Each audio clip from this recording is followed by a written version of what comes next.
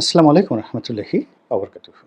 সম্মানিত দর্শক, ঢাকা বিশ্ববিদ্যালয়ের যে ছাত্র সংসদ ডাকসু, এই ডাকসু নির্বাচনের তফসিল ঘোষণা করা হয়েছে এবং এই নির্বাচন সরকার যে কোনো মূল্যে করে ফেলবে এবং হঠাৎ করে এই যে ডাকসুর নির্বাচনের যে তফসিল ঘোষণা জাতীয় নির্বাচনের আগে, এটি বিএনপির জন্য খুবই একটি স্পর্শকাতর বিষয় হয়ে পড়েছে।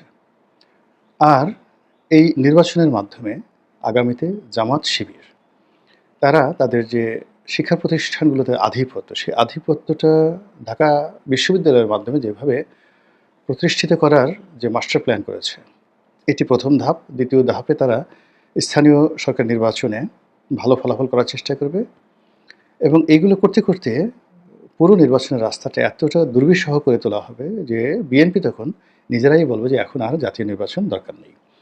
তো এরকম যখন একটা অবস্থা চলছে, ঠিক সেই সময়টিতে ঢাকার যে মাইলস্টোন স্কুল অ্যান্ড কলেজ, এখানে এই যে বিয়োগাত্মক ঘটনা ঘটলো, অর্থাৎ একটি জঙ্গি বিমান সেখানে আঘাত হানলো এবং সেখানে আজ পর্যন্ত যে সকল হানাহানি, মারামারি, কাটাকাটি এবং অগ্নিদগ্ধ হয়ে আহত এবং নিহতর ঘটনা ঘটেছে, পুরো বাংলাদেশকে আসলে শোকে স্তব্ধ করে রেখেছে।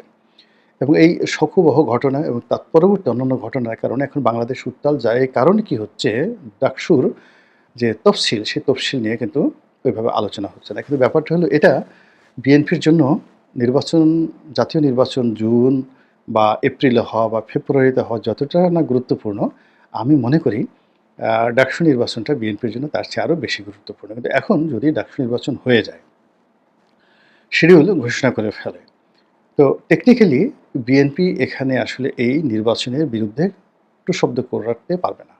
এর কারণ হলো রাকসু রাজশাহী বিশ্ববিদ্যালয়, জাকসু জাহাঙ্গীরনগর বিশ্ববিদ্যালয় কিংবা ডাকসু, এরকম দেশের যে পাবলিক বিশ্ববিদ্যালয়গুলো রয়েছে, এখানে ছাত্র সংসদ নির্বাচন নিয়মিত হওয়া এবং ছাত্রদের মধ্য থেকে নেতৃত্ব তৈরি করা এবং পুরো ছাত্র রাজনীতিকে একটা সিস্টেমের মধ্যে আনার যে দাবি, এটা এরশাদ জমানা থেকে নিয়মিত হয়ে আসছে। তো মাঝে মধ্যে এখানে নির্বাচন হয়েছে, কিন্তু কখনই যারা ক্ষমতাধর বা ক্ষমতাসীন রাজনৈতিক দল, তারা এই সকল ছাত্র সংসদের যে নির্বাচন, তারা সেটা করাতে চায়নি। এর কারণ হলো আমাদের দেশের ট্র্যাডিশন, ঐতিহ্য হলো যে ঢাকা বিশ্ববিদ্যালয় সহ অন্যান্য পাবলিক বিশ্ববিদ্যালয়ের ক্যাম্পাসগুলো সবসময় ক্ষমতাসীনদের বিরুদ্ধে থাকে। আর এ সকল বিশ্ববিদ্যালয় যদি বিরুদ্ধ মতের ছাত্র সংগঠনগুলো সংখ্যাগরিষ্ঠতা পায়, তাহলে সরকারের রাজনীতিটা, ক্ষমতাসীনদের রাজনীতিটা খুবই জটিল হয়ে পড়ে। এই কারণে যারাই ক্ষমতায় যায় বা ক্ষমতায় যেতে চায়, তারা সবসময় এই ডাকসু নির্বাচন থেকে নিজেদেরকে দূরে রাখে এবং এই নির্বাচন যেন না হয় সেই ব্যবস্থা করে এবং অস্ত্রের মাধ্যমে, টেন্ডারবাজির মাধ্যমে নিজেদের ছাত্র সংগঠনকে সেখানে শক্তিশালী করানোর জন্য সব রাজনৈতিক দল, ক্ষমতাধর রাজনৈতিক দল, তারা সেখানে প্রভুত্ব বিস্তার করে। তো এই ধারাবাহিকতা ভেঙে আওয়ামী লীগের জমানায় কী হলো, হঠাৎ করে শেখ হাসিনা একটা সেই ডাকসু নির্বাচনের ঘোষণা দিল এবং ওনার সেই ঘোষণার প্রেক্ষিতে সেখানে নুরুল হক নুরু ভিপি হয়ে গেল। তো বলা হয়ে থাকে যে নুরুল হক নুরুকে পরাজিত করার জন্য সর্বশক্তি ছাত্রলীগ চেষ্টা করেছিল, নিয়োগ করার চেষ্টা করেছিল, ভোট ম্যানিপুলেশন থেকে আরও অনেক কিছু যা হয়। কিন্তু শেখ হাসিনা আসলে চেয়েছিলেন যে দেখি কি হয়, দেখি কি হয়। মোটামুটি যতটা নিউট্রাল করা সম্ভব সেটা করা হয়েছিল এবং তখন ছাত্রদল বা ছাত্র শিবির স্বনামে সেখানে আসলে সম্মুখ সারিতে এসে নির্বাচনে জয়লাভ করবে এবং ছাত্রলীগের সঙ্গে ফাইটিংয়ে যাবে, ওইরকম একটা অবস্থা ছিল না।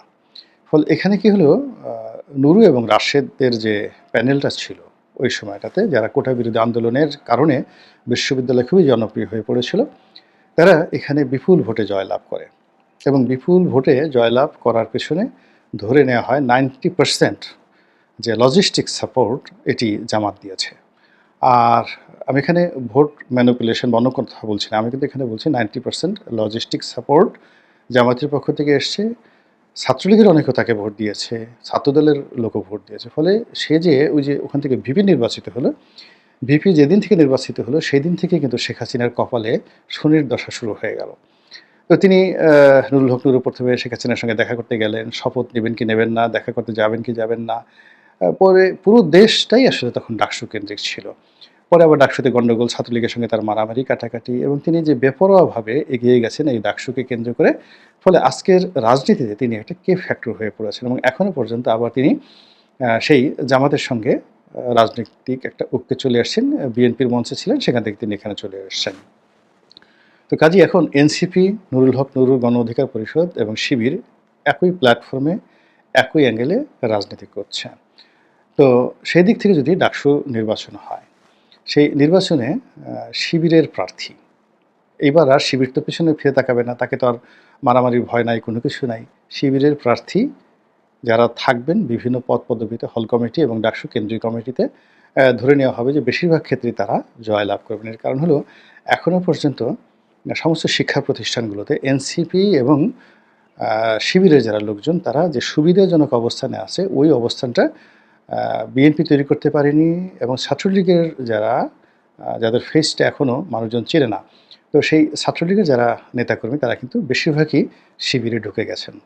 যেভাবে শিবির ছাত্রলীগে ঢুকে গিয়েছিল, এখন সেটা ইন্টারচেঞ্জ হয়ে গেছে। তো ছাত্রলীগ প্লাস শিবির তাদের যে ভোট, তার সঙ্গে সঙ্গে আবার সাধারণ ছাত্রদের ভোট, সেটা এনসিপির ব্যানারে হোক বা গণ অধিকারের ব্যানারে হোক না কেন, এগুলো মিলিয়ে ডাকসু নির্বাচনটা শতভাগ শিবিরের পক্ষে থাকবে এবং এটি বিএনপির জন্য একটা চপেটাঘাত হবে। তো সেটা বিএনপিকে এরকম একটা চপেটাঘাত দেওয়ার জন্য যারা বিএনপি বিরোধী শক্তি, সেটা সরকারের মধ্যে থাকুক বা সরকারের বাইরে থাকুক, তারা প্রাণান্ত চেষ্টা করে যাচ্ছে এবং করে যাবে। এবং এটা যদি হয়ে যায়, ডাকসুতে যদি তারা সফল হয়ে যায়, যেখানে বিএনপি আসলে বাধা দিতে গেলে, বিপক্ষে কথা বলতে গেলেই জনগণের তারা বিরাগ ভাজন হয়ে পড়বে। তো সেখান থেকে যদি তারা যাকে বলা বিএনপি শিবিরের কাছে পরাজিত হয় ডাকসুতে, এই পরাজয় বিদ্যুৎ গতিতে ছড়িয়ে পড়বে এবং সরকার আনন্দ পেয়ে যাবে, মজা পেয়ে যাবে, শিবির জামাত তারাও মজা পেয়ে যাবে। তারা সারা বাংলাদেশের অন্যান্য যে সকল বড় বড় স্কুল কলেজ রয়েছে সেখানে তারা প্রভাব বিস্তার করবে। এইভাবে যদি অন্ততপক্ষে ৪-৫০০ বড় বড় শিক্ষা প্রতিষ্ঠানে তাদের যে ছাত্র সংসদ নির্বাচনে জামাত, শিবির এবং এনসিপি তারা তাদের কর্তৃত্ব বজায় রাখতে পারে, তাহলে পরবর্তীতে যদি স্থানীয় নির্বাচনে সরকারকে তারা বাধ্য করতে পারে, তাহলে ওই একটা উপজেলাতে যে কলেজটা রয়েছে সেই কলেজের ভিপিজিএসের কিন্তু ওই এলাকাতে নিদারুণ একটা গুরুত্ব রয়েছে। তো তার সংগঠন নেই, কিন্তু সে ২০-২৫টা হুন্ডা নিয়ে অমুক কলেজের ভিপি, গলাচিপা কলেজের ভিপি, পটুয়াখালী কলেজের ভিপি সে মুভ করছে। মূলত লোকজন তাদের প্রতি এখনও কিন্তু একটা আকর্ষণ দেখাতে চেষ্টা করে। ফলে কোনো চেয়ারম্যান প্রার্থীর পক্ষে, পৌর মেয়রের পক্ষে যদি তারা প্রচারণা চালায়, সেক্ষেত্রে সেই প্রার্থী জামাতের যত দুর্বলই হোক না কেন, সেই প্রার্থীর একটা ইতিবাচক দিক থাকবে, যেটি বিএনপিকে একটা নতুন রকম ঝামেলার মধ্যে ফেলে দেবে। এবং এই কাজটি করার দ্বিতীয় ধাপে, অর্থাৎ এই ছাত্র সংসদ নির্বাচনের দ্বিতীয় ধাপে গিয়ে যদি স্থানীয় নির্বাচন সরকার জিত করে ফেলে, আসলে বিএনপি সেটা যতই বলুক না কেন, হরতাল দিয়ে, অবরোধ দিয়ে, বাধা দেওয়ার মতো অবস্থা এখন আছে বলে আমার কাছে মনে হচ্ছে না।